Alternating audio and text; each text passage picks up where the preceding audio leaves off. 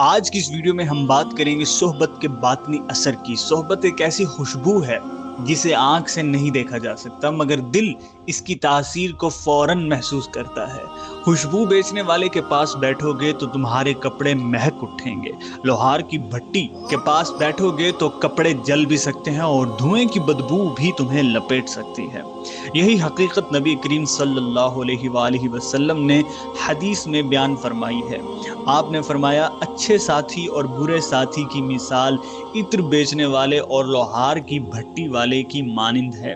عطر بیچنے والا یا تو تمہیں خوشبو تحفے میں دے دے گا یا تم اس سے خوشبو خرید لو گے، اور اگر کچھ نہ بھی ہو تو کم از کم اس کی خوشبو تمہیں ضرور ملے گی۔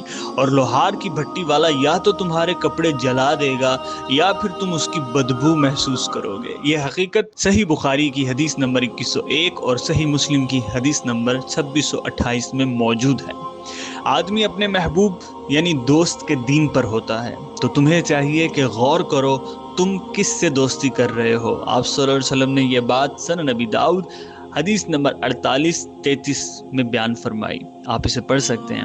اور جب ہم خیال کرتے ہیں کہ صوفیاء بزرگان دین کا صحبت کے بارے میں کیا کہنا ہے تو ہمیں بہترین اقوال صوفیاء ملتے ہیں۔ داتا گنج بخش رحمۃ اللہ علیہ فرماتے ہیں، بری صحبت دل کی صفائی چھین لیتی ہے، نیک لوگوں کے نیتوں پر بدگمانی پیدا کر دیتی ہے اور آہستہ آہستہ انسان کو صراط مستقیم سے ہٹا دیتی ہے۔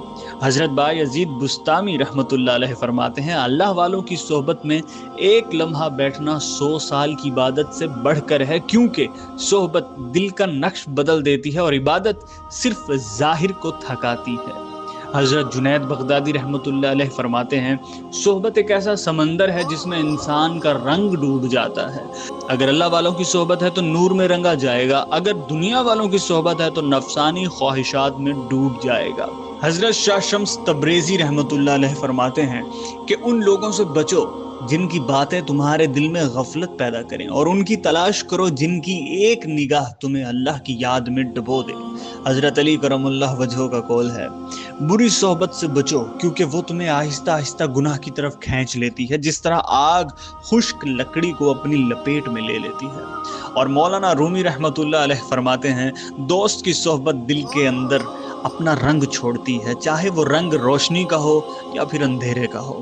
اور شاہ شمس تبریزی رحمۃ اللہ علیہ فرماتے ہیں کہ جس محفل میں بیٹھنے کے بعد تمہیں اللہ یاد نہ آئے تو سمجھ لو وہ محفل تمہیں اندھیروں میں دھکیل رہی ہے۔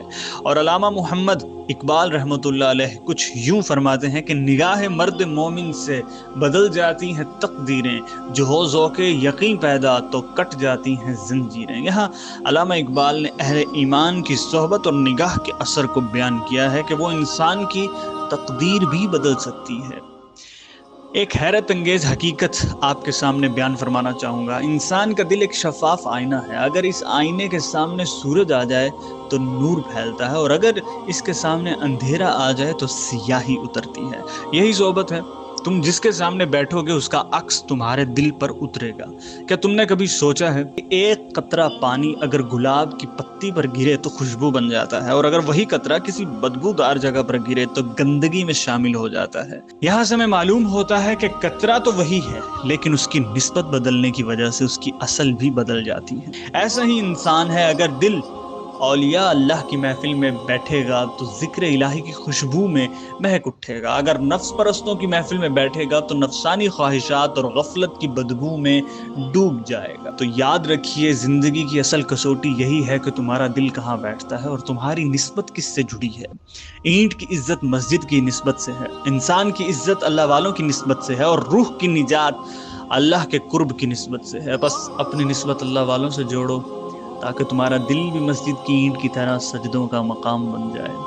یہ تحریر دراصل ایک آئینہ ہے، جو سننے والا سوچے گا کہ میں کس صحبت میں بیٹھتا ہوں، میرا دل کس رنگ میں ڈوبا ہوا ہے، میری نسبت کس کے ساتھ ہے۔ یہی سوال زندگی اور موت کے بعد کی کامیابی یا ناکامی کا فیصلہ کرے گا۔ امید ہے آپ کو یہ ویڈیو پسند آئی ہوگی۔ اگر آپ کو یہ ویڈیو پسند آئی ہے تو میں آپ سے التماس کرتا ہوں کہ ہمارے چینل کو ضرور سبسکرائب کیجیے اور اپنے دوستوں کے ساتھ، احباب کے ساتھ شیئر ضرور کیجیے، تاکہ وہ بھی اچھی بات سیکھیں، اچھی بات سنیں اور اچھی بات کو آگے پھیلائیں۔ شکریہ۔